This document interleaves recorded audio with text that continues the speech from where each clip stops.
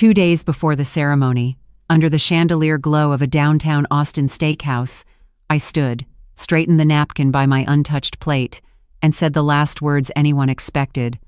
The wedding is off. And for the record, my home isn't a charity. Forks froze midair. My parents, who had just handed Victor Lee a ribboned key to a $1.2 million Lake Travis house as a wedding gift, blinked as if the light had cut brighter. Across the table, Victor's mother, Hannah, clutched her pearls. His sister Grace exhaled a soft, stunned laugh that wasn't laughter at all.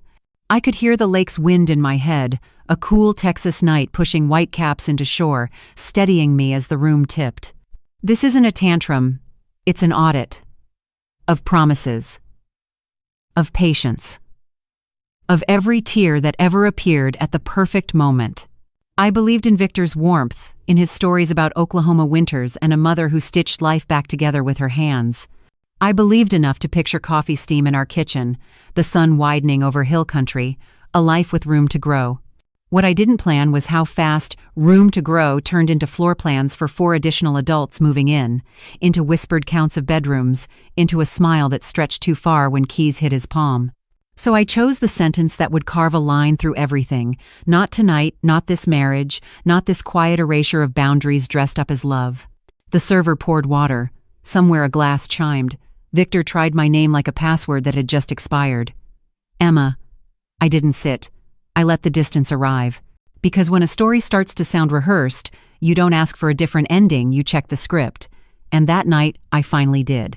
People always think the explosion happens in 1 second. The ring tossed, the tears, the walkout. They never see the quiet years that lead up to it, the small bricks that build the wall between we and me. Mine started long before Victor, in a 1-story home just outside Austin, where my parents built their lives like they built their business, steady, symmetrical, and safe. Dad was a contractor who believed every house should outlast the people who built it. Mom handled clients, finances, and the emotional glue that kept our small real estate firm alive through the 2008 collapse. They never gave me luxury, they gave me plans. Don't decorate your dreams, Mom would say, design them. So, I studied architecture not for beauty, but for balance. By 26, I was the youngest lead designer at a firm that mostly hired middle-aged men in plaid shirts and polished shoes. Austin was kind to me.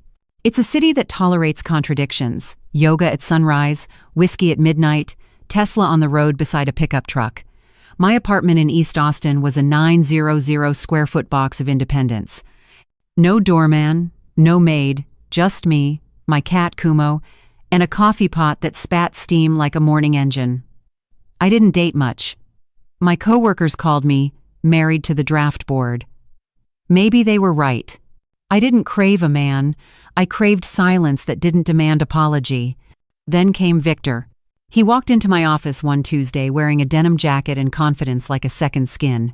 His company was our supplier for sustainable roofing material.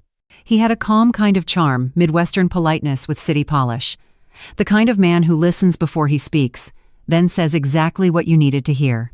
You design houses that breathe, he told me once, running his hand along a model. That's rare. We started with coffee meetings, then weekend walks along Lady Bird Lake. He talked about growing up in Oklahoma, the eldest son of a hard-working single mother. He'd send money home, he said, so his siblings could have better lives. I admired that duty was something I understood. Over time, duty and affection blurred into something that looked like love. When he met my parents, he played the role perfectly. Polite, humble, hands steady on the glass. My father said later, "He reminds me of myself at that age." I took it as approval. The next month, Victor moved to Austin for a new position in tech sales. "Closer to you," he said, kissing my forehead. "Closer to our future." Our life fit into a rhythm. We shared dinners, gym schedules, plans for the next step. He'd say things like, "Our home someday," and I'd draw sketches on napkins, sunlight through open spaces, wide porches, minimal walls. He seemed to like it. I never noticed how his eyes lingered on the words, "our home." By the 3rd year, we were engaged. My parents, overjoyed, offered to gift us a house in Lake Travis, a quiet, gated community where herons nested and silence felt like wealth. I protested. It's too much, I told them. But Mom only smiled. You give people shelter for a living, Emma. Let us give you one thing that can't collapse. The day we handed Victor the keys, he hugged my father longer than me. At the time, I thought it was gratitude. Now I wonder if it was calculation. That night, we toured the house. The hardwood floors gleamed like mirrors. The lake shimmered below the deck. I remember saying, "It's too big for just two people." Victor smiled, kissed my hand, and whispered, "Then maybe it's time it's not just two." I thought he meant children. I smiled back, foolishly moved. But when he said weeks later that his mother and siblings should move in just until they find their footing, my heart paused. "It's a 6-bedroom house," he reasoned. "Why let it echo empty?" I stared at him across the island counter, the granite cold under my palms. "Because it's our home, not a boarding house," I said softly. He laughed, gentle, dismissive. "You don't know small-town family life, Em. We take care of each other." That night I couldn't sleep. I stared at the ceiling and thought about all the spaces I'd ever built, how every design began with one principle. Purpose defines structure. What purpose did my future have now? A wife? A daughter-in-law? A host? A provider? I wasn't sure which title hurt more. Still, I tried. I visited his family again that spring. Hannah greeted me with sweet tea and stories. She called me dear. And her house smelled of cinnamon and tired dreams. Grace, the sister, complained about her ex-husband and asked if Austin had modeling agencies for older women. Tyler wanted to know if there were job openings near the lake. Quinn, the youngest, shyly asked if he could use my home theater room for his podcast once we married. Every word tightened something inside me. On the drive back to Texas, Victor hummed country songs and tapped the steering wheel. I watched fields roll by, thought about how love sometimes sounds like roots, but feels like chains. He reached for my hand, and I let him. Because letting go too soon would have meant I'd wasted 3 years on someone who only loved the doors I could open. After that, I threw myself into work.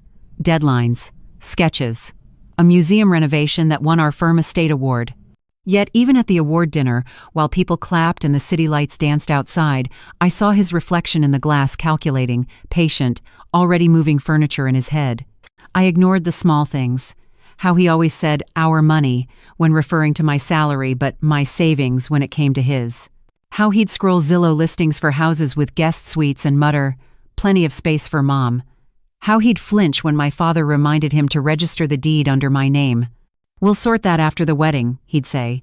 When people ask why I stayed that long, I tell them this. Love is an architect too. It builds illusions sturdy enough to live inside. Until one day, the foundation shifts, and you hear the crack. Mine came when Mom handed me the final paperwork, my name alone on the title, and whispered, "Guard what's yours, Emma. Even love needs boundaries." Boundaries. That word echoed for days. Every time Victor mentioned family, I felt the line blur again, and yet I smiled, hoping the blueprint of us could still hold. Until that night at the steakhouse, when I realized the house wasn't our future, it was his strategy. That moment I stood, the bricks of every silent compromise fell in one clean crash. Because sometimes, destruction is the first honest design. After that night at the steakhouse, I drove aimlessly through the empty streets of downtown Austin. Neon lights reflected in puddles left by a brief rain. I could still hear the metallic tremor in Victor's voice, his mother's gasp, the stunned silence of my parents. It wasn't regret that filled me, it was disbelief at how long I had ignored the signs. The cracks hadn't just appeared that night, they had been there all along, hidden beneath layers of affection and politeness. The next morning, my phone exploded with messages: Victor's apologies, Hannah's pleas, even Grace's oddly passive-aggressive text disguised as concern. "He really loves you, Emma. Don't let pride ruin something beautiful." Pride. That word hit me harder than I expected. It's how manipulative people frame independence, turning self-respect into arrogance, boundaries into ego. I didn't answer any of them. Instead, I poured coffee, sat by the wide window of my condo, and let silence do what words never could: tell the truth. By noon, I drove to Lake Travis alone. The house gleamed under the Texas sun, that crisp blue sky that makes everything look eternal. I unlocked the door and walked through the empty halls, listening to my own footsteps. Every room smelled of new paint and promise. But I could already imagine Hannah in the kitchen, rearranging my cabinets, Grace in the master bathroom, filming her new chapter vlog, Tyler bringing friends to chill by the pool. It wasn't imagination, it was foresight. When I first met Victor, his empathy had been magnetic.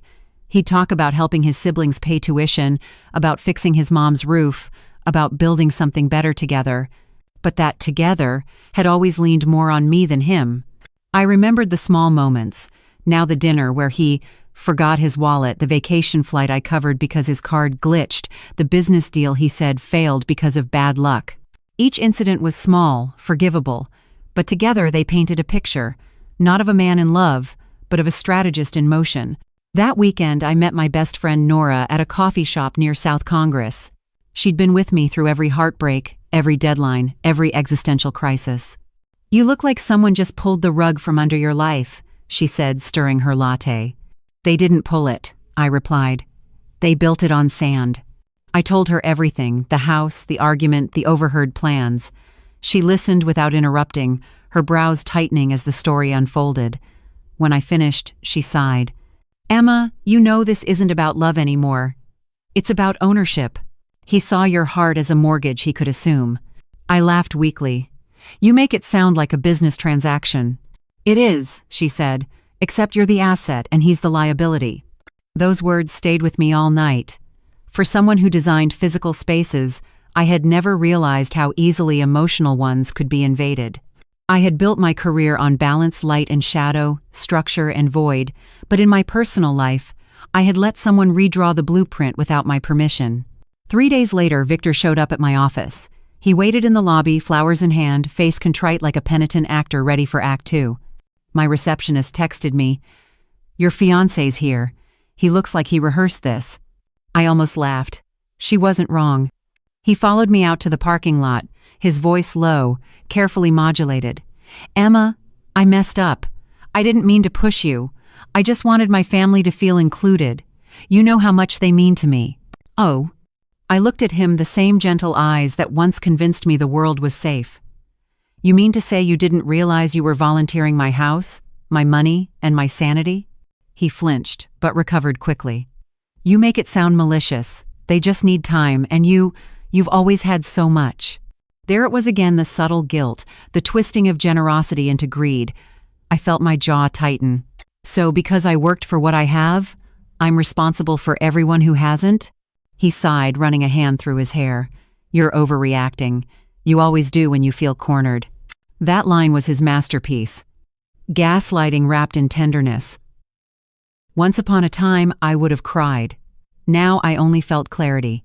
"Victor," I said, "you don't love me. You love access." For the first time, he didn't speak. His silence was admission. When he finally turned and walked away, I knew something had shifted, not just in us, but in me. The version of Emma who sought understanding had finally given way to the one who demanded truth. In the weeks that followed, I threw myself into work again. Deadlines blurred into nights. My firm won another project, an eco-campus for elderly housing. Ironically, it was about designing independence within shared space. I poured every ounce of anger and heartbreak into those blueprints, sketching freedom disguised as architecture. But even as my career soared, something inside me wanted closure. I wasn't done understanding how deep the deception ran. That's when fate, or maybe irony, intervened.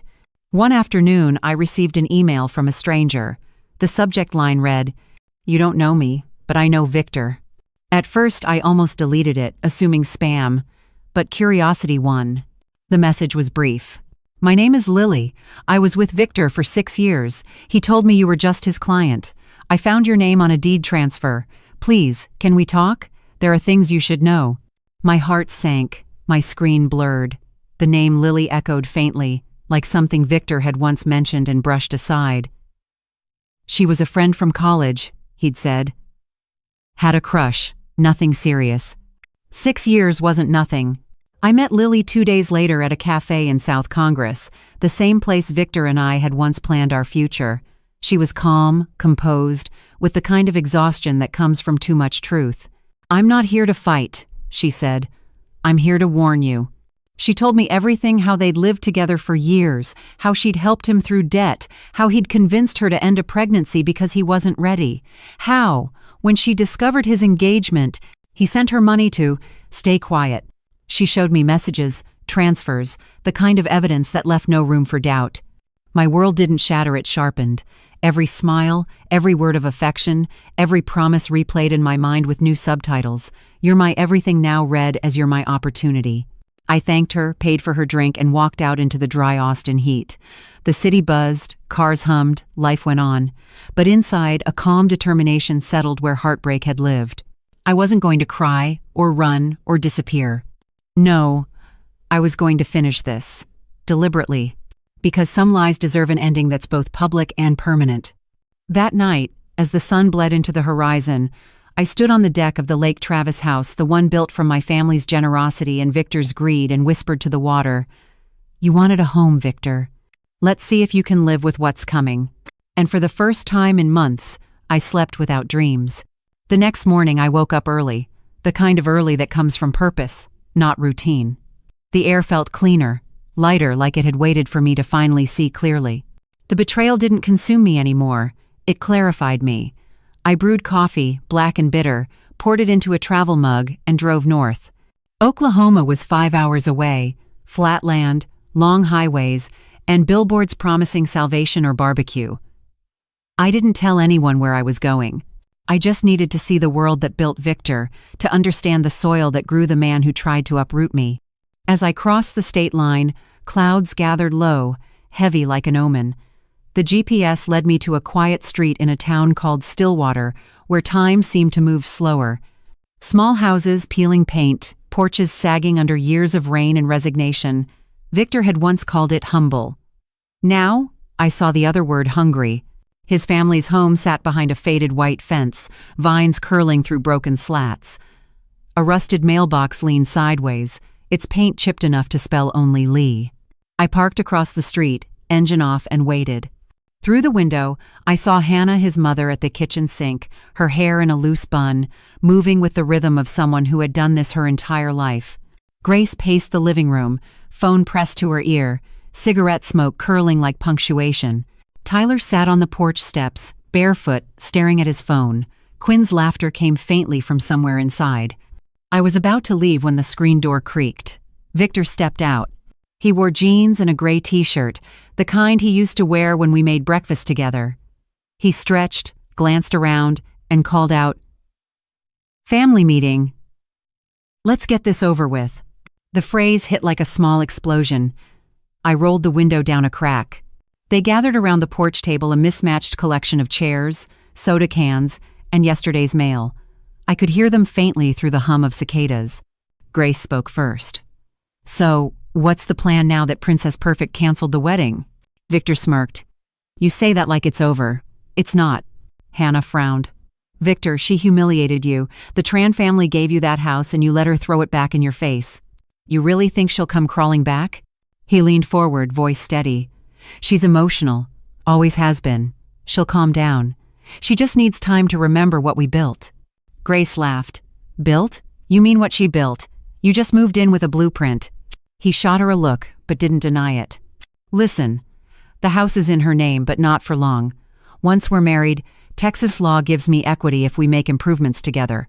All we need is a few months." Hannah crossed her arms. "And you think she'll just forget how you tried to move us in?" "She will," he said. "She's sentimental. She feels guilty when she says no. That's her weakness." Something twisted in my stomach. Guilt. He had studied me like a map. Grace leaned in. "And if she doesn't?" Victor smiled thinly. "Then we make her the villain. The rich girl who turned her back on family. People eat that up." Laughter. Real sharp laughter. Hannah added, "Maybe the press will too." I gripped the steering wheel until my knuckles went white. This wasn't misunderstanding. It was premeditated manipulation. They weren't victims of circumstance, they were architects of entitlement. Then Hannah said quietly, "You still have Lily's number, right?" Victor's face hardened. "That's over." Grace smirked. "Guess she didn't think so. She texted me last week, said she's done covering for you." Silence. A long one. Then he muttered, "I'll handle it." That was the moment my last trace of doubt died. I started the car, heart pounding. I didn't cry, not yet. Crying would have been mercy, and they didn't deserve it. Back in Austin that night, I stood on the deck of the Lake Travis house again.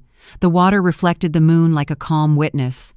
I thought about Lily, how she'd looked at me across the cafe table, her face pale but certain, how she said, "He doesn't love people, he recruits them."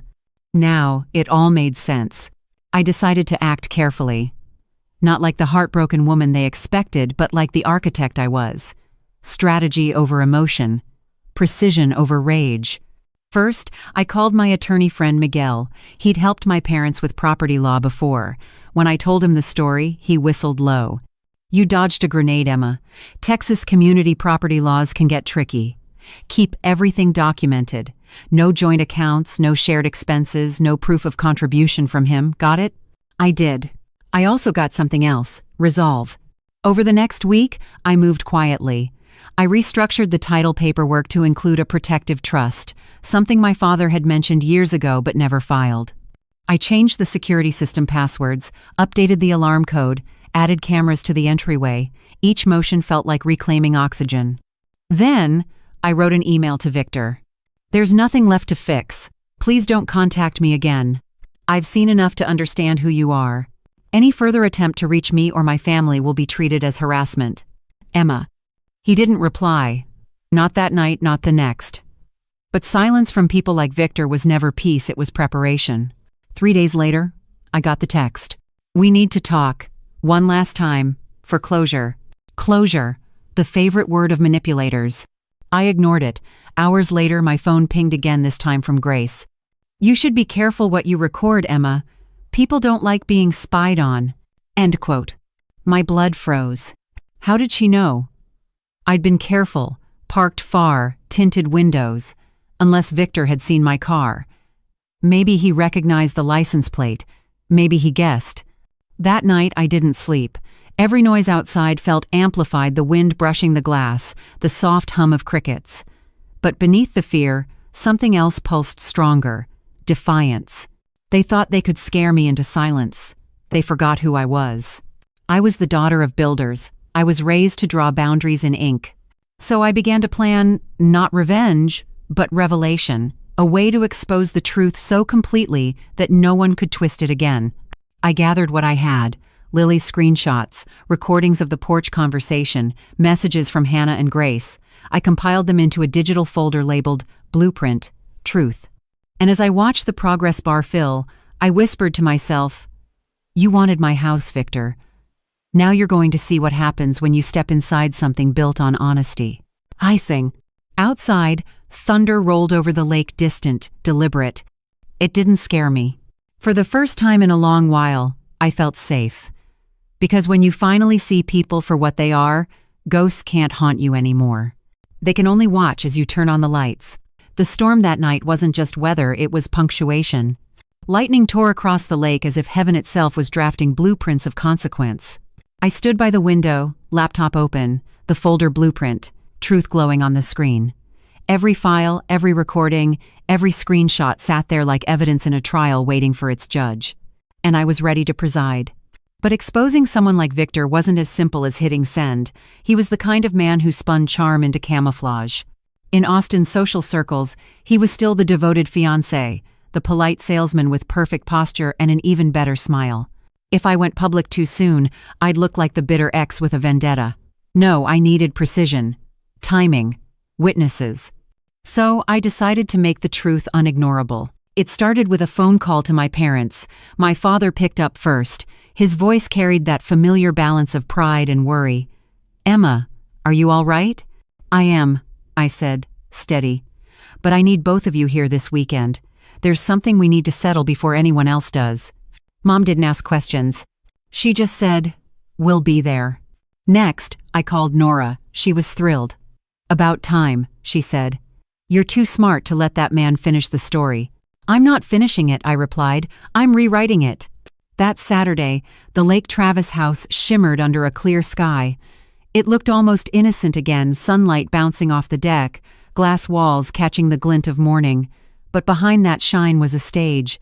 I'd already prepared the props, folders printed and sealed, a camera discreetly placed on the bookshelf, and one empty chair at the table. At 10:02 a.m., my parents arrived, followed by Victor at 10:18. He was punctual, as always, predictable.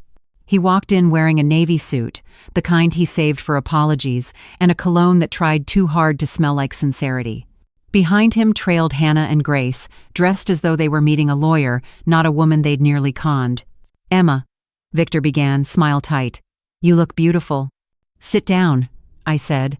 My tone made it clear beauty was irrelevant now. He hesitated, then obeyed. My parents exchanged silent glances, the kind that come from years of seeing storms before they start. I placed the first folder on the table.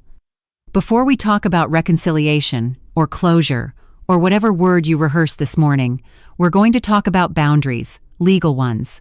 Grace rolled her eyes. "Here we go, Queen Emma and her rules." I ignored her. "This house is legally mine," I said.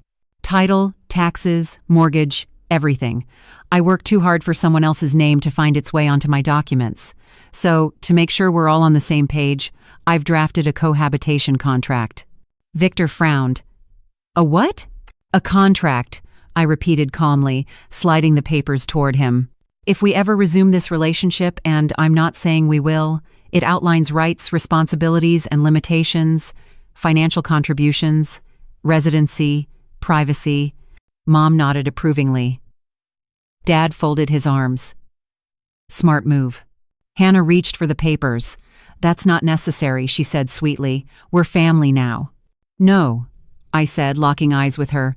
"We're people now. Family requires honesty." The silence that followed was sharp. I could hear the faint ticking of the wall clock, like the countdown of a detonator. Victor flipped through the pages, his jaw tightening. "You don't trust me." "I trusted you," I said.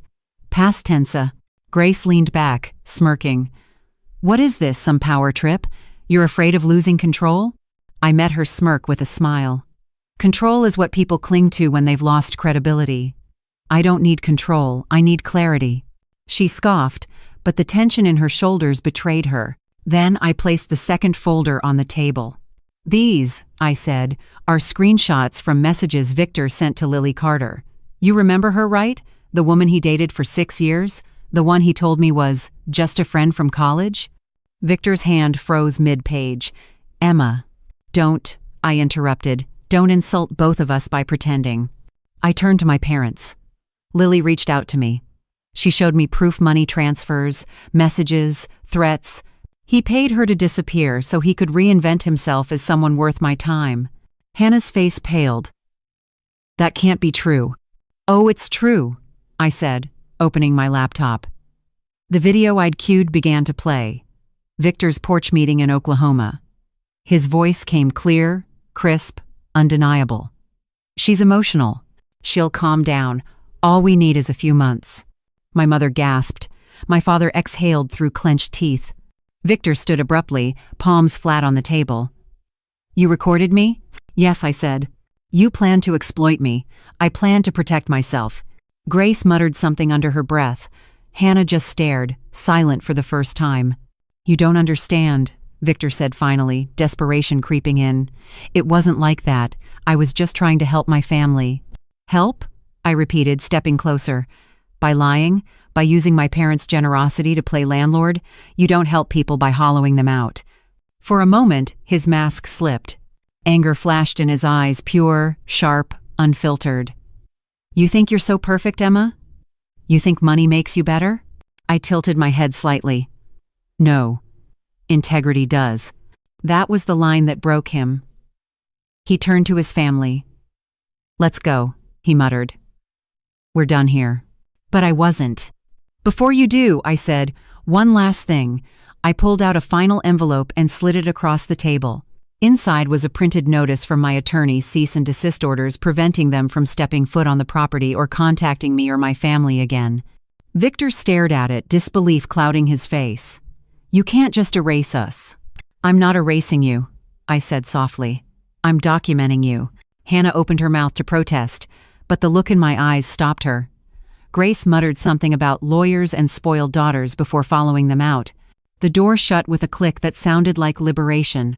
For a moment, no one moved. The house felt lighter, as if it had expelled something toxic. My mother walked over and placed a hand on my shoulder. "I'm proud of you," she whispered. My father nodded. "Boundaries aren't walls, kiddo. They're gates. You decide who gets through." When they left, I sat on the floor, back against the wall, the silence around me warm and earned. The lake outside glowed gold in the late afternoon light. I didn't feel victorious. I felt clean. Later that night, I uploaded the evidence to a private server blueprint. Truth, final. I didn't intend to release it unless I had to, but knowing it existed, safe and untouchable, gave me peace. I poured a glass of wine, stepped onto the deck, and watched the water settle after the wind. Somewhere in the distance, thunder grumbled its approval. People think endings are fireworks, loud, spectacular, unforgettable. But sometimes, the real ending is quiet. It's the sound of your own breath, steady again. That night, for the first time in months, I didn't dream of confrontation. I dreamed of blueprints stronger, cleaner, with foundations no one else could alter. Because rebuilding isn't about erasing the past. It's about learning how to draw again without shaking hands. The morning after everything unraveled, Austin felt different. The sky was a softer blue, the air lighter, as if the city itself had exhaled for me. I woke up in the Lake Travis house, sunlight spilling through the wide windows, and for the first time, it didn't feel haunted by other people's intentions. It was mine again, my space, my silence, my story. I made coffee and took it to the deck. The lake shimmered like liquid glass. A heron stood by the water's edge, patient, still. There was a kind of poetry in its calm. It didn't chase. It waited. I realized I wanted that same kind of peace, not the fire of revenge, not the adrenaline of victory, just the quiet satisfaction of surviving without bitterness. The world, of course, didn't stop for my healing. Messages kept coming, sympathetic texts from coworkers, cautious questions from mutual acquaintances who had heard something, and even a voicemail from Victor, voice trembling between arrogance and desperation. "You made a mistake, Emma. You'll realize it eventually. People like me don't just disappear." He was right about one thing. People like him don't disappear. They linger like faint stains visible only when the light hits right. But stains, too, can be cleaned. And I was learning how. That week I went back to work. Walking into the office, I expected whispers or awkward smiles. Instead, Nora met me at the door with 2 cups of coffee and a look that said, "We're moving forward." "You ready to design something new?" she asked. I nodded. "Something that won't collapse." She grinned. "Good.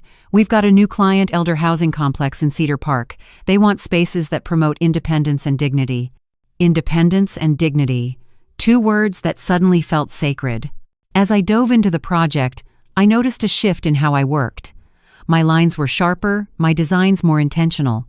Every wall, every opening carried a philosophy, boundaries that protect, not isolate. Even my boss, normally stingy with praise, said, "This feels wiser." I smiled. It should. It's personal. One evening after work, I stayed late sketching. Nora peeked over my shoulder. "You're building like someone who forgave herself," she said. "Maybe I am," I replied. "But forgiveness doesn't mean forgetting.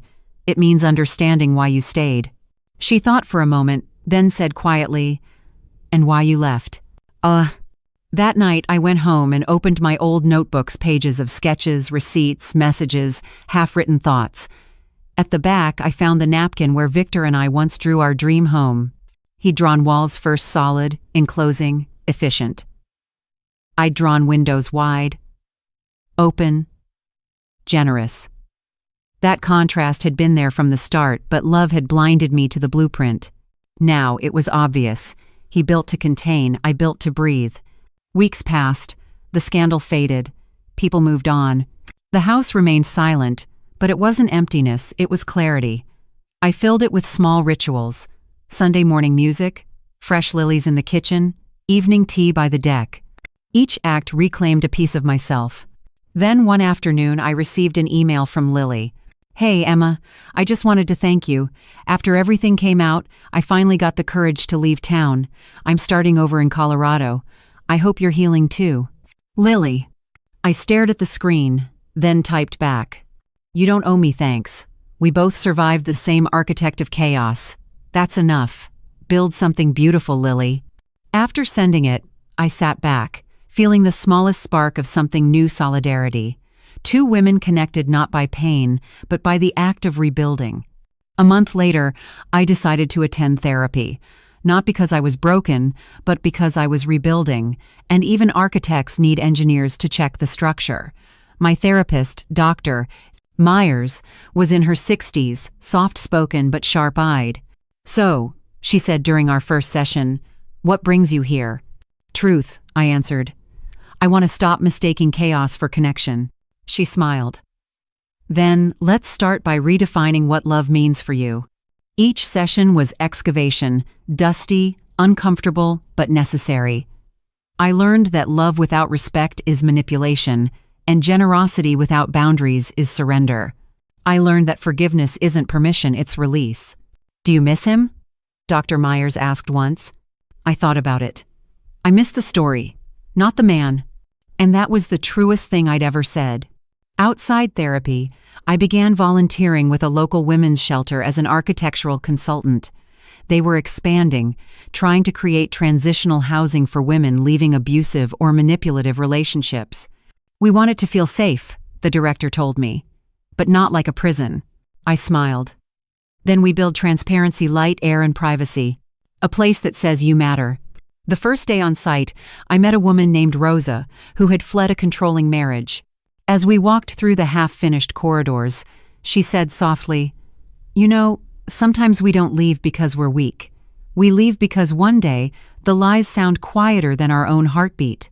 I nodded. And that's the day we start hearing ourselves again. By summer, the project neared completion. On opening day, standing in front of a building that symbolized freedom, I felt something click inside me, a closure that didn't need confrontation. That evening, I returned to Lake Travis. The house no longer felt like a monument to betrayal. It felt like a mirror of my endurance. I sat on the deck, journal open, and wrote, "A home is not a gift, it's a responsibility. A relationship is not an investment, it's a partnership. And love is not a promise, it's a practice." And 4. As twilight deepened, my phone buzzed a notification from social media. Someone had tagged me in a post. Curiosity nudged me to open it. It was Victor. A photo of him standing in front of a rental car, captioned, "New city, new chapter. Lesson learned." I stared at it for a long moment, not angry, not sad, just done. Then I blocked him. Quietly. Without ceremony. Afterward, I turned my phone off, poured another glass of wine, and whispered into the cooling air, "You were a lesson, not a lifetime." The lake rippled, catching the reflection of 1,000 tiny lights from nearby homes.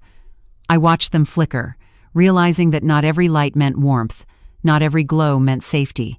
But somewhere among them was my own steady, self-powered, unshakable. And as I closed my journal, I wrote one final line. "Some storms destroy, others clear the view." I smiled. The storm had passed. And the view had never been clearer. By the time autumn arrived, the cicadas had gone silent, replaced by the rustle of dry leaves dancing across the deck. Lake Travis reflected an orange-gold horizon, as if nature itself were painting closure. I stood barefoot on the wooden floor, coffee in hand, feeling something I hadn't felt in months: balance. Not the absence of chaos, but the steady rhythm of life finding its center again. The house no longer echoed with the ghosts of manipulation. It breathed differently now, softer, slower. I'd removed everything that didn't belong. Victor's forgotten shirts, the framed photos from our trips, even the half-burned candle he once claimed smelled like home. Home wasn't a scent, it was peace. I began writing again. Not architectural plans, but essays, reflections on boundaries, resilience, and the architecture of emotional independence. I titled the first one, "Blueprints of the Heart." It wasn't meant for publication, it was therapy. But when Nora read it, she insisted, "Emma, this isn't just personal, it's universal. You should share it." I hesitated. People don't want to hear about heartbreak. They want fairy tales. She smiled knowingly. Then give them one, just the kind that ends with the woman saving herself. So I posted it online, anonymously, on a women's collective forum. Within a week, it had 10,000 views. Comments poured in, women from across the country sharing their own versions of my story. The fiancé who used her credit score, the husband who rewrote her dream into his comfort, the family that moved in and never left. Pain echoed pain, but also strength echoed strength. One comment stayed with me. "You didn't lose a man. You lost a ceiling. Now look how much sky you have." That line became my mantra. Soon after, the forum reached out. They wanted me to give a talk at their annual conference in Dallas. I laughed at first. I'm an architect, not a speaker. But Nora pushed me again. "Emma, you've built structures your whole life. This time you're just building courage out loud." So I went. Standing backstage that November morning, I felt the old nerves crawl up my spine. My palms were cold. But when I stepped onto the stage and saw hundreds of women looking up, some with tears, some with quiet smiles, the fear melted. I began, "They say architecture is about designing space, but sometimes it's about reclaiming it." I told them everything, not the gossip version, but the blueprint version. How manipulation starts as suggestion, how generosity turns to guilt, how boundaries erode one gentle yes at a time. I spoke about rebuilding, about the day I realized the foundation of love isn't sacrifice, it's self-respect. When I finished, the room was silent for a beat, then applause rolled in like a wave. Some women stood, a few hugged each other. I walked off stage, heart hammering, but lighter than ever. After the talk, a young woman approached me. She looked barely 20. "I'm studying architecture too," she said shyly. "I was engaged to someone like him. I thought love meant saying yes to everything he needed, but now, maybe I can build something for myself." I placed a hand on her shoulder. "You already are." On the drive back to Austin, I rolled down the windows and let the cool wind undo what remained of the past. Every mile felt like a chapter closing. By the time I reached the lake, I wasn't just free, I was forward. That night, as the stars shimmered over the water, I poured wine into a single glass, lifted it slightly, and whispered, "To what remains and what never will again." But peace isn't a static state, it's something you maintain, like tending a garden. I started new rituals. Morning yoga by the deck, volunteering weekends, dinner nights with my parents. My father sometimes teased, "You're finally living in that house instead of defending it." He was right. For too long, I'd mistaken endurance for strength. Now I knew true strength was the decision to stop enduring. Winter came gently. Christmas lights sparkled across the lake, and neighbors I'd barely known began waving more often. Connection, once something I feared, started to feel natural again. One evening, I invited Nora over for dinner. We sat by the fireplace, laughter mixing with the crackle of wood. She raised her glass. "You know, Emma, this whole year, it's like you renovated your soul." I laughed. "I guess heartbreak is the most expensive remodel." She smiled. "But the result? Stunning." After she left, I stood by the window again, staring out at the lake. My reflection merged with the night, a woman not defined by what broke her, but by what she built afterward. I thought about Victor once more, but not with anger. I wondered if he ever realized what he lost. Not a house, not money, but someone who would have stood by him if he'd chosen honesty over advantage. Maybe he did, maybe he didn't. It no longer mattered. Healing isn't linear, it's architectural. You don't rebuild overnight. You lay a new foundation, one honest brick at a time. You test it, you reinforce it. And someday, when the wind blows again, you realize the walls no longer shake. Before bed, I wrote one final entry in my journal. The house stands. So do I. Storms don't scare me anymore. They remind me I survived the last one. As I closed the book, I noticed the heron again perched by the water, unbothered, unhurried. Its wings caught the faint moonlight, and for a brief second, it looked like an angel of balance. I smiled. Sometimes, the miracle isn't that you rebuild. It's that you finally live in the structure you deserve. And somewhere between the lake's reflection and my own, I understood. The story wasn't about him anymore. It was about the woman who learned that love, real love, begins the moment you stop negotiating your worth. Peace, I learned, is never permanent. It's something you earn and re-earn every day. For months, my world felt still, work thriving, the lake calm, my heart quieter than it had been in years. I thought the storm had ended for good. But storms have memory. And some come back not with thunder, but with headlines. It began on a cold Tuesday morning in February. My phone buzzed while I was reviewing blueprints at the office. The notification was from Nora. "You've seen this, right?" She attached a screenshot, an online article titled, "Austin Architect's Family Gift Sparks Legal Battle with Ex-Fiancé." I'm sake. My name wasn't mentioned directly, but the details were unmistakable. A Lake Travis property worth over $1 million, a broken engagement, a dispute over ownership rights. The piece quoted sources close to the man, claiming he'd been wrongfully cut out of assets he helped improve. I froze. My first thought wasn't anger, it was exhaustion. He was still trying to build a story from my silence. Nora called within seconds. "Emma, you okay?" "I will be," I said quietly. "He's running out of tricks, this is just noise."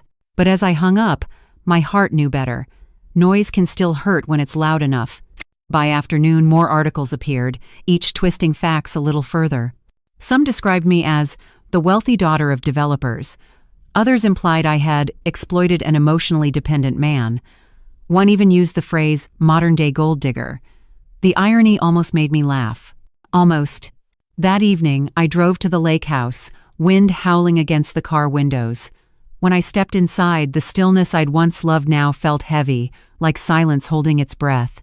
I poured a drink, sat on the floor, and whispered to no one, "You're not breaking me again." But defiance isn't a shield, it's fuel. I needed strategy. The next morning, I called Miguel, my attorney.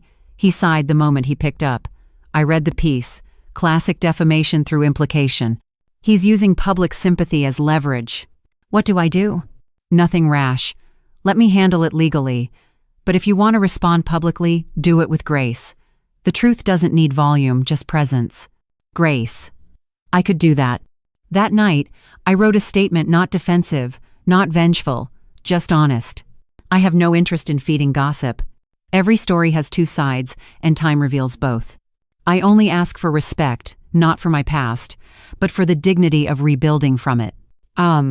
I posted it on my professional page with a picture of the community housing project my team had just completed. Within hours, support flooded in clients, colleagues, women I'd never met, all writing versions of the same message: "We believe you, we see you, keep building." By the next day, the tone online shifted. The narrative lost oxygen. People got bored of a scandal that had no scandalous woman in it, just a calm one refusing to play the part.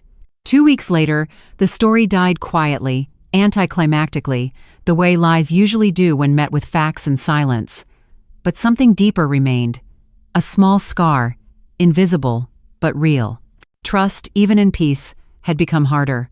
One evening, as I watched the sunset stain the sky red over the lake, I thought about how resilience changes shape. It's not always roaring strength. Sometimes it's the simple act of refusing to leave your own life when others try to evict you from it. The phone rang again. It was an unfamiliar number. I hesitated, then answered. "Emma?" The voice was low, shaky. It was Victor. For a moment, the room seemed to shrink. "What do you want?" I asked. He sighed. "Not what you think. I'm leaving Austin. For good. I just wanted to say sorry. I went too far." I stayed silent. He continued, "You were right about everything. My family's gone back to Oklahoma. I ruined more than I fixed." The pause stretched. "Goodbye, Victor," I said, and hung up. No anger, no satisfaction. Just a quiet ending to a noise that had lasted too long. Later, I sat outside on the deck, the night air crisp against my skin. For the first time, I realized forgiveness doesn't have to mean conversation. Sometimes, it's just choosing not to carry someone else's chaos any longer. Weeks passed, work flourished, my essays gained traction. A magazine even asked to feature me, from blueprint to breakthrough, designing resilience. I hesitated at first, but agreed. The article focused on architecture, not scandal, and that mattered. During the interview, the journalist asked, "If you could rebuild one thing from your past, what would it be?" I thought for a long time before answering. My boundaries. But then again, maybe not without them breaking. I wouldn't know how to reinforce them. That line ended up as the headline. Spring came early that year. One Saturday morning, while walking through the local farmer's market, I ran into Lily. She looked different, brighter, freer. "Colorado didn't last," she laughed. "Too much snow. I'm back in Texas, working with a nonprofit for women starting over." "That sounds perfect," I said. She smiled. "It is. You inspired that, you know." I shook my head. "No, you inspired yourself." We hugged two women who'd survived the same storm, standing under a sky that finally looked clean. That night, I came home to find a small package at my doorstep, no return address. Inside was a keychain shaped like a tiny house, engraved with one word: freedom. No note, no sender, just that. Maybe it was Lily, maybe Nora, maybe the universe. Either way, I kept it. Life didn't become perfect. Some nights I still woke from dreams of old arguments, echoes of manipulation. But they no longer defined me. They were just reminders of how far I'd walked from that version of myself. One evening, I started sketching again, not for clients, not for a paycheck, but for me. The drawing was simple. A house by the water, surrounded by trees, open walls, warm light. In the center, a woman stood alone, unafraid. Beneath it, I wrote, "Strength isn't what you build, it's what you inhabit." As the pen lifted from the paper, I realized the truth of it. I had rebuilt not just walls and rooms, but rhythm, identity, and grace. The storm had returned, yes, but this time it found a woman who didn't need to hide indoors. And when dawn came soft and slow, I stepped out onto the deck, breathed in the Texas air, and smiled. Because peace, when earned twice, feels permanent. By summer, the rhythm of my days had settled into something beautifully ordinary. Mornings began with sunlight glancing off the lake, the smell of coffee drifting through clean air, the faint hum of cicadas waking somewhere in the trees. My calendar was full again: client meetings, design deadlines, speaking invitations. But what filled me wasn't busyness, it was balance. Sometimes I caught myself marveling at that, how peace could coexist with ambition, how stillness didn't mean stagnation. I wasn't rebuilding just my career anymore. I was redesigning the way I lived. It was around this time that Austin Life magazine reached out again. They wanted to do a feature, not on the drama, not on Victor, but on women in architecture shaping the city's emotional landscape. I hesitated, as I always did when the past threatened to sneak into my present. But Nora convinced me. "Tell the story your way," she said. "Not his. Not the media's yours. You turned pain into a floor plan for strength. People need to see that." So I agreed. The interviewer, a woman named Camille, met me at the Lake Travis house. She was calm, observant, the kind of person who noticed light before people. As we walked through the rooms, she touched the walls, admired the lines, and said, "This place feels alive, like it was designed for breathing." "It was," I said quietly. "I built this space for air, for release." She smiled. "And for forgiveness?" I paused. "Maybe. Forgiveness isn't letting someone back in, it's just unlocking the door for yourself." That afternoon, we sat on the deck, microphones between us, the lake shimmering like a secret that didn't need keeping. Camille asked gentle questions about design, recovery, resilience. But then she asked one that stopped me cold. "Do you think you'll ever love again?" The question hung in the air like a fragile sculpture. I looked at the horizon, the line where sky met water, and said slowly, "Yes, but not the same way. I used to love to fill emptiness, now I love from fullness." She nodded, her recorder blinking red. "That's a rare kind of love." After the interview, I sat alone for a long time. The water rippled with afternoon wind, birds swept low over the surface, tracing invisible patterns. I thought about love, how people talk about it like it's a possession, something to gain or lose. But love isn't property, it's presence. It doesn't need ownership to exist. For so long, Victor had mistaken control for connection. I had mistaken sacrifice for devotion. But standing there now, I knew. Real love doesn't ask you to shrink to fit its plans. It expands to match your truth. That weekend, I visited my parents. They'd aged a little in the past year, lines deeper, smiles slower, but their home still smelled of wood and lemon oil, the scent of my childhood. Mom made her usual tea with too much honey. Dad grilled fish on the patio. "Your mom showed me the magazine draft," Dad said between bites. It's good. You sound grounded. I laughed. That's the goal. He nodded. You know, kiddo, the best structures in the world aren't the ones that never crack. They're the ones designed to flex under pressure. Mom added softly, You've learned to bend without breaking. That's worth more than any blueprint. That night, driving home, their words echoed in me. Maybe resilience wasn't resistance, it was flexibility. The ability to remain yourself while life reshapes your outline. The following week, Austin Life published the article. The cover line read, Emma Tran, Building Strength Where the Walls Fell. It went viral within days, not because it was sensational, but because it was sincere. Messages poured in from across the country. Women architects, college students, single mothers, even men who wrote, Your story made me rethink what strength looks like. I knew all. Each message felt like a small brick of connection, a reminder that healing isn't solitary, it's communal. We rebuild together, through stories. A few nights later, I got an email from Lily again. I saw the article. You've become exactly who you were meant to be. I'm proud of you. Also, funny thing, I'm designing a housing initiative in Denver now. Guess who inspired the structure? I smiled as I read it. Full circle. 2 women who once shared the same heartbreak, now designing freedom in different cities. That, I realized, was grace transformation without bitterness. Life continued its quiet expansion. The Women's Shelter Project, where I'd volunteered, asked me to join their advisory board. I accepted. Every meeting reminded me of purpose. We discussed not just walls and safety, but dignity, how architecture could help survivors feel human again. One woman said during a meeting, When I first walked into our center, it was the first time in years I didn't feel watched. That hit me deeply, not feeling watched.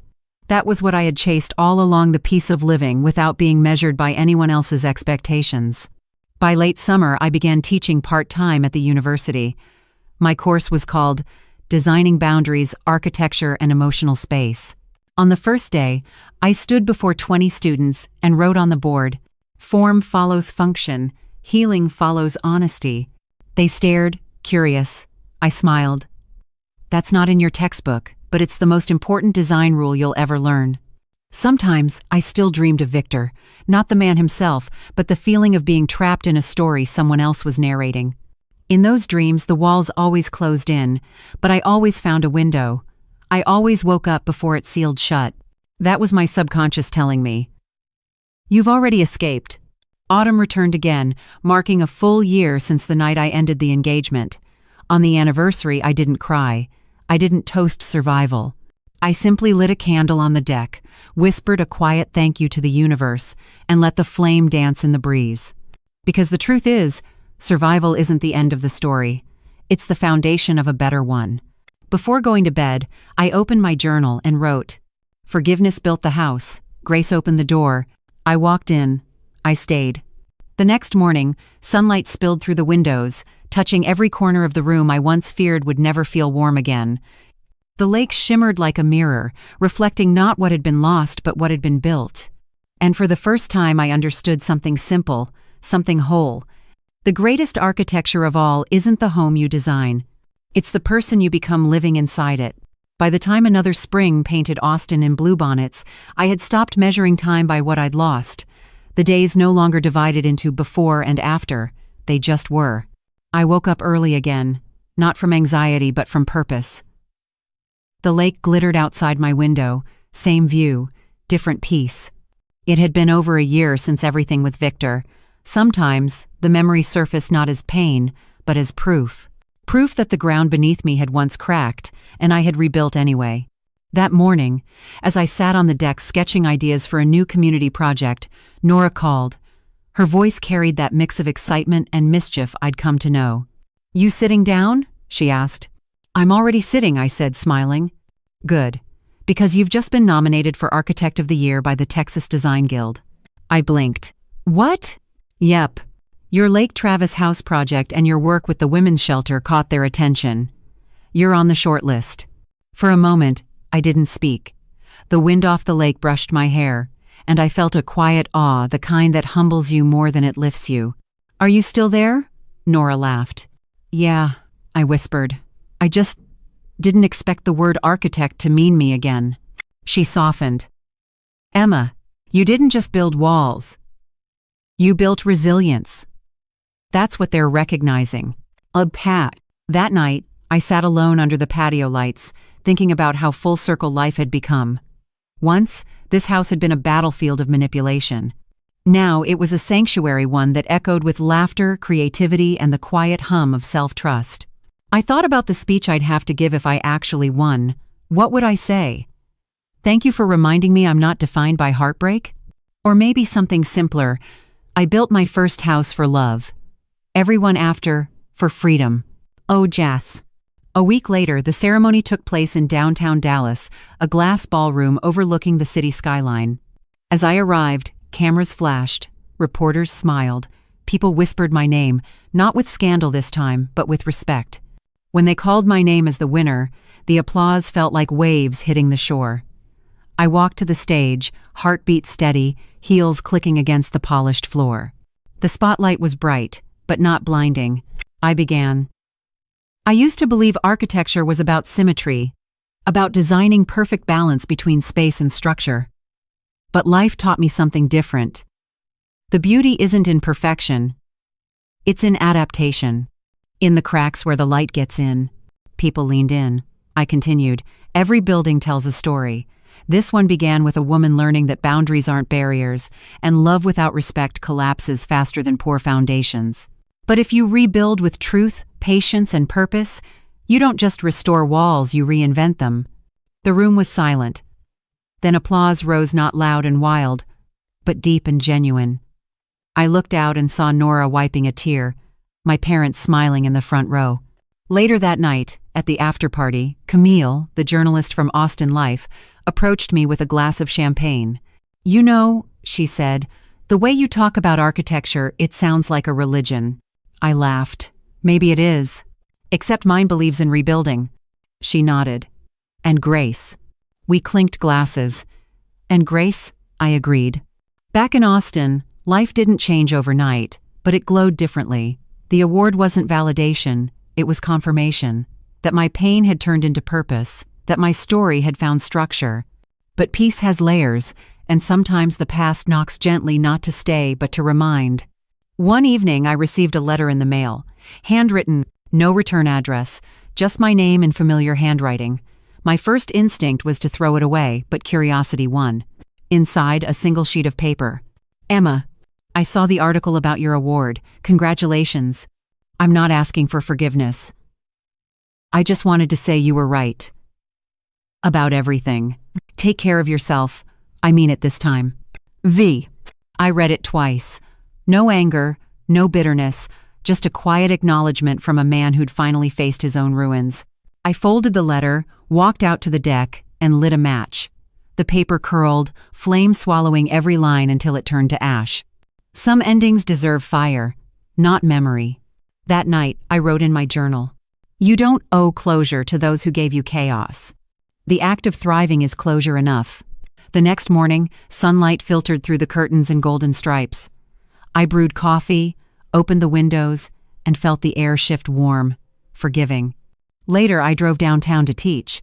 My students greeted me with sketches and stories, eager to show me their projects. One girl, Emily, shy but brilliant, handed me a drawing of a small house surrounded by gardens. "It's for my mom," she said softly. "She just left a bad marriage. I wanted to design her something that feels safe." I studied her lines, clean, intentional, filled with care. "You did," I said. "You built healing into the blueprint." Her eyes sparkled. "You said in class that architecture is about emotion, not just space. I think I finally understand what that means."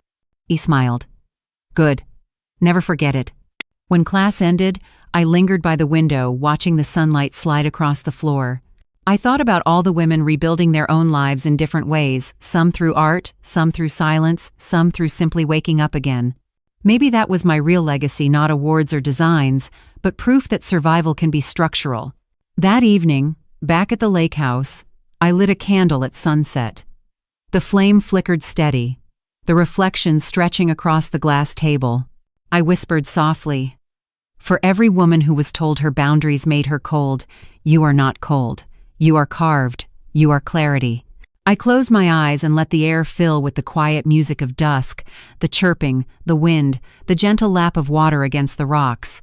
Somewhere inside, a thought surfaced. Maybe love will come again. But it won't look like what I lost. It'll look like light through windows I built myself. Before going to bed, I wrote one final entry for that day. Peace isn't the absence of pain. It's the decision to build anyway, even after the storm. I turned off the lamp. The moonlight slid softly across the room, brushing the walls I once feared would fall. But they stood unshaken, luminous, alive. And so did I. The morning after the ceremony, I woke up to soft rain tapping against the glass walls, a sound I used to associate with sadness. But that day, it was melody. The lake shimmered beneath a veil of mist, the trees heavy with spring water, the world washed clean. I wrapped myself in a blanket, brewed coffee, and stood at the window watching droplets race down the glass. I realized something simple. I wasn't waiting anymore. Not for closure. Not for someone's approval. Not even for love. I was living fully, presently, quietly. The kind of living that doesn't need witnesses to feel real. Still, healing has a way of surprising you when you think the work is done. That afternoon, as I scrolled through my email, a message caught my eye. Subject: Guest Lecturer Invitation, Harvard Graduate School of Design. I blinked. Once, twice. They wanted me to speak to architecture students about design as a reflection of emotional space. It was surreal. The same Emma who once doubted her place in the industry, who nearly quit after a heartbreak that became a public headline, was now being asked to teach the lesson she had learned the hardest way. I replied yes before my self-doubt could interfere. A month later, I boarded a plane to Boston. As it climbed above the clouds, Austin disappeared beneath me, the lake, the house, the roads where I had once cried in traffic. I closed my eyes, remembering what Nora said before I left. "You're not running anymore, Em. You're expanding." Harvard in the spring was a poem brick buildings wrapped in ivy, the Charles River gliding like a ribbon of thought. I met my class in a sunlit studio, filled with sketches, models, and the faint smell of sawdust. They were young, brilliant, restless. I saw pieces of my younger self in each of them. I began the lecture without notes. Architecture, I said, isn't about walls. It's about stories. Every structure holds emotion, sometimes love, sometimes fear. The question is, whose emotions are you building for? Hands went up, questions flowed. One student asked, "How do you know when to rebuild instead of repair?" I smiled softly. "When the damage becomes the design?" After class, several students lingered to talk. One girl, Mira, said quietly, "I read your article in Austin Life. My mother showed it to me. She's going through something similar." You gave her hope. Hope. Such a small word, but it landed heavy in my chest, the kind of weight that feels like purpose, not burden. That evening, back in my hotel room, I wrote in my notebook. Maybe healing isn't rebuilding what was destroyed. Maybe it's constructing something entirely new, using the ruins as soil. When I returned to Austin, summer had begun. The air was warm, the lake alive again with boats and laughter.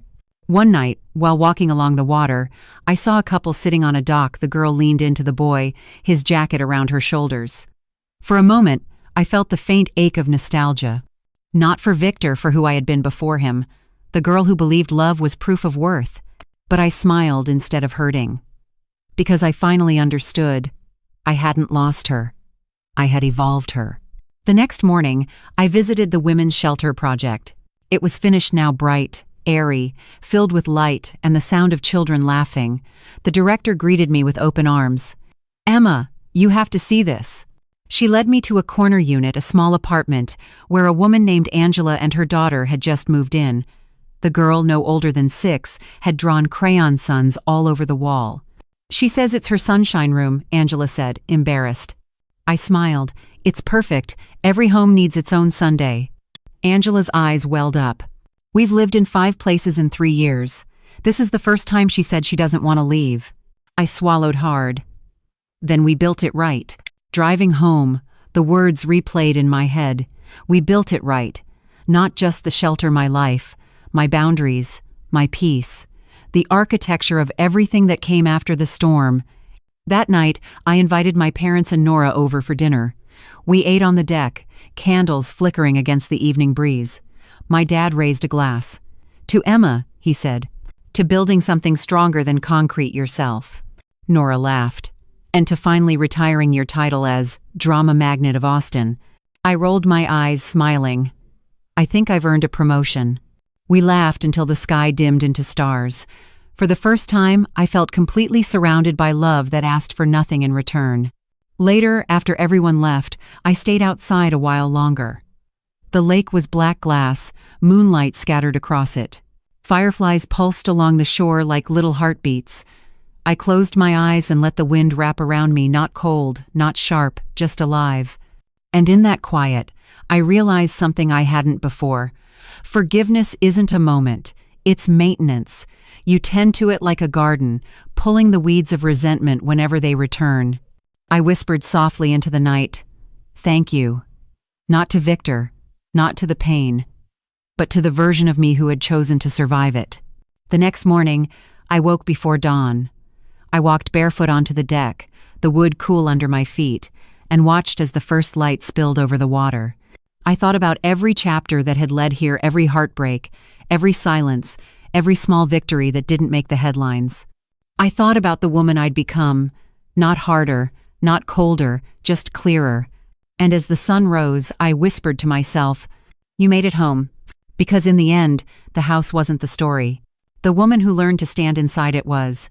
That morning I opened my journal and wrote the last page of the journey that had once nearly broken me. Strength isn't about never falling. It's about returning to yourself, to truth, to light.